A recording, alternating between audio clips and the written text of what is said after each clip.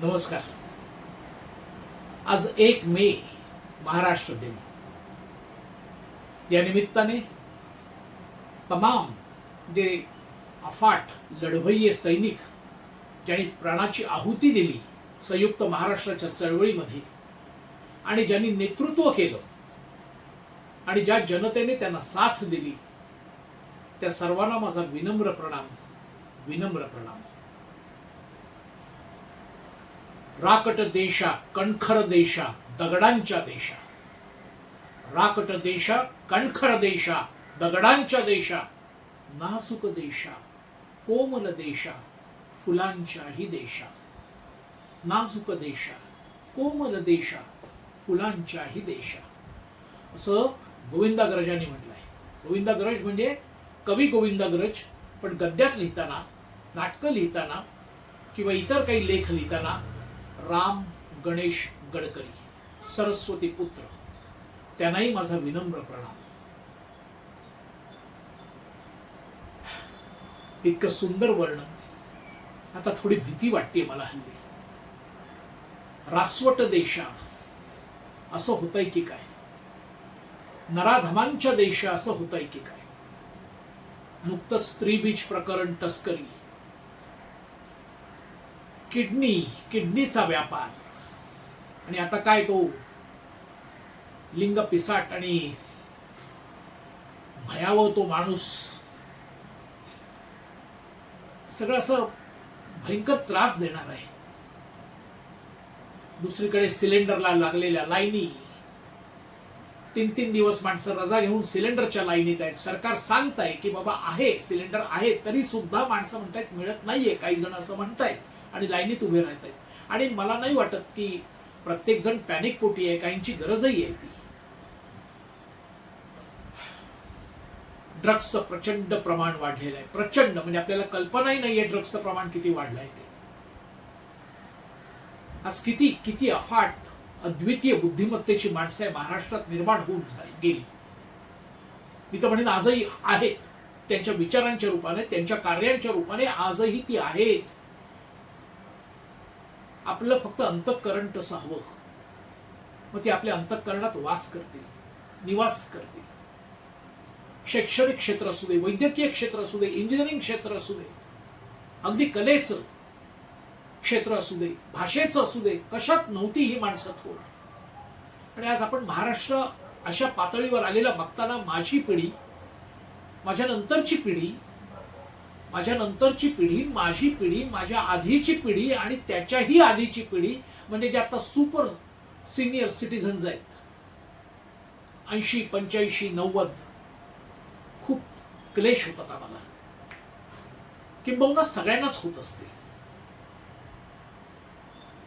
नाही का जरा परत सगळं नीट करता येणार? आजच्या 1 मेला थोडीशी मनाशी ढोल न पिटता, कारण आमच्या देशात ढोल पिटणं फार महत्वाचं आहे, ती ढोल न पिटता शपथ घेता येईल का?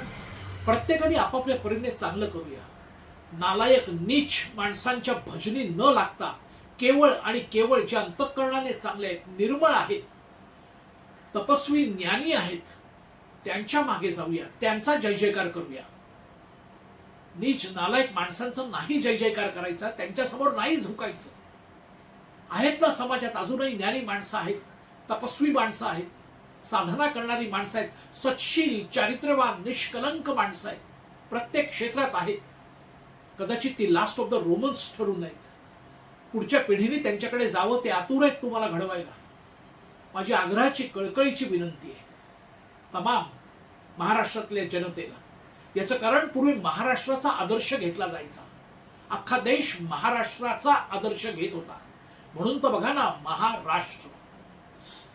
नाही वाटत असं? खूप करण्यासारखं आहे. वसंत बापटांचे शब्द आठवतात. महाराष्ट्र, महाराष्ट्र.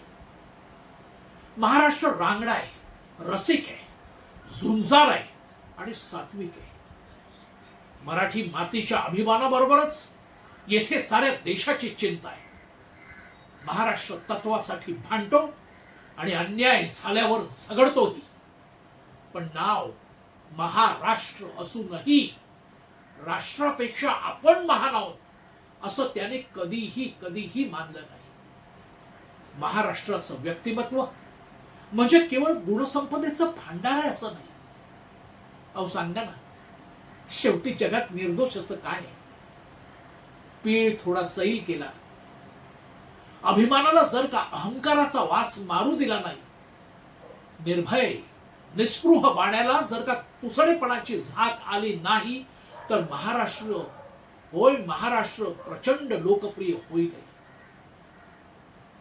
भारताच्या तारांगणातला तो ध्रुव तारा आहे. भारताच्या जवाहिरातला तो अतिशय दुर्मिळ हिरा आहे. वेगवेगळ्या कोनातून पहा ना, त्याचे वेगवेगळे रंग तुम्हाला दिसतील. राष्ट्राने आपल्या सत्वशीलतेची कदर करावी आणि सेवा रुजू करून घ्यावी, एवढंच या महाराष्ट्राचं मागणं आहे. कसं वागावं, आपण कसं बोलावं, हे सगळं वसंत बागतांनी लिहिलंय हो याच्यात, नाही का? तसं नको का वागायला आता सगळ्यांनी? प्रत्येक क्षेत्रातली जी नीच माणसं आहेत ना, त्या सगळ्यांना नेस्तनाबूत करायला आपल्याकडे पैशाची गरज नाही, हत्यारांची गरज नाही, फक्त दुर्लक्ष पुरेसं आहे. भजने लागूया ना, चांगल्या माणसांच्या नादी लागूया, त्यांच्याकडनं अधिकाधिक समजून घेऊया 4 गोष्टी. असू द्याच, होईल ना. खूप मेहनत करायला लागेल, नाहीतरी नको त्या बाबतीत मेहनत करण्याच्या पेक्षा या बाबतीत केलेली चांगली ना. आणि मग महाराष्ट्र आपला भक्कम होईल, आर्थिक, मानसिक, शारीरिक. हे करत असताना कुठेही ढोल न पिटता हे करायचं आहे. आणि एवढं बघायचं की आपल्या हातून काही चुकीचं नाही ना घडत आहे. आणि कधी होतात चुका, त्यावेळेला ना लगेच माफी मागून टाकायची. होतं हो, कधी कधी अचानक आपला पाय दुसरायला लागतो, होतं ना असं, तेव्हा माफी मागायची. मी तमाम महाराष्ट्रातल्या जनतेला पुन्हा एकदा आग्रहाची, कळकळीची विनंती करतोय. खूप भयानक सगळं चाललंय. आपण आता जागा होऊन उपयोग नाही, आता आपण जागृत झालं पाहिजे आणि एक अतिशय जबरदस्त महाराष्ट्र घडवलं पाहिजे. फुकट घ्यायचं नाही काही, कारण फुकटातली गोष्ट महाग पडते. लाचार व्हायला लागतं मग फुकट आपल्याला देणाऱ्यांच्याकडे. वेगळ्या रूपाने ज्ञान कमवायचं आणि जेवढं जमेल तेवढं चांगलं वागता आलं तर त्यासाठी प्रचंड प्रयत्न करायचे.